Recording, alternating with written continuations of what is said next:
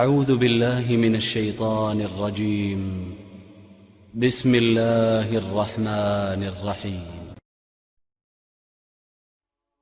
حضرت عیسیٰ علیہ السلام اپنے ایک شاگرد کو ساتھ لے کر کسی سفر پہ نکلے۔ راستے میں ایک جگہ رکے اور شاگرد سے پوچھا کہ تمہاری جیب میں کچھ ہے؟ اس نے کہا کہ میرے پاس 2 درہم ہیں۔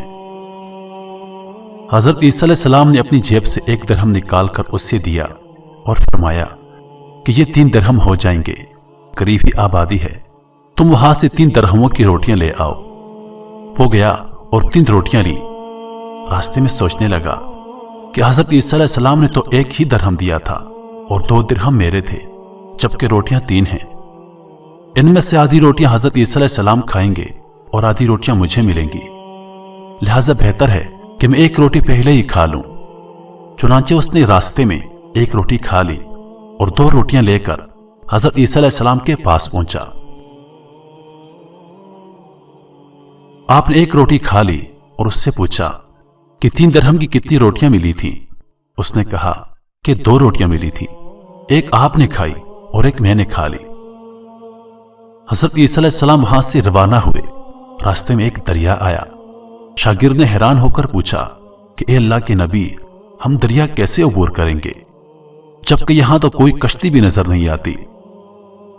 حضرت عیسیٰ علیہ السلام نے فرمایا کہ گھبراؤ مت، میں آگے چلوں گا، تم میرا دامن پکڑ کر میرے پیچھے چلے آؤ، خدا نے چاہا تو ہم دریا کو عبور کر لیں گے۔ چنانچہ حضرت عیسیٰ علیہ السلام نے دریا میں قدم رکھا اور شاگرد نے بھی ان کا دامن تھام لیا۔ خدا کے حکم سے آپ نے دریا کو اس طرح پار کر لیا کہ آپ کے پاؤں بھی گھیلے نہ ہوئے۔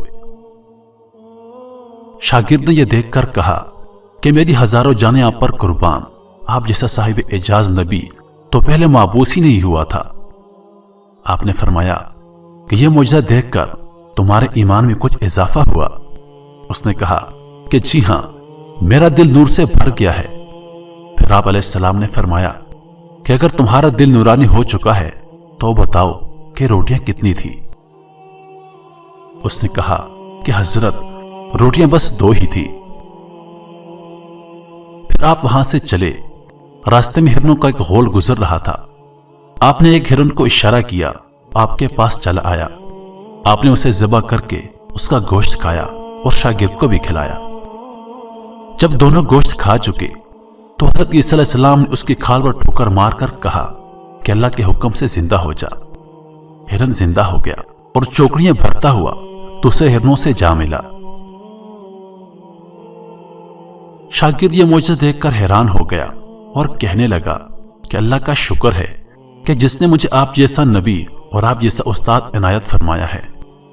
حضرت عیسیٰ علیہ السلام نے فرمایا کہ یہ معجزہ دیکھ کر تمہارے ایمان میں کچھ اضافہ ہوا؟ شاگرد نے کہا کہ اللہ کے نبی، میرا ایمان پہلے سے دگنا ہو چکا ہے۔ آپ نے فرمایا تو پھر بتاؤ کہ روٹیاں کتنی تھی؟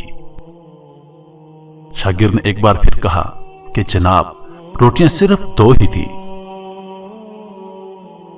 دونوں راستہ چلتے گئے۔ ایک پہاڑی کے دامن میں سونے کی 3 اینٹیں پڑی تھی۔ آپ علیہ السلام نے فرمایا کہ 1 اینٹ میری ہے اور 1 اینٹ تمہاری ہے اور تیسری اینٹ اس شخص کی ہے جس نے تیسری روٹی کھائی تھی۔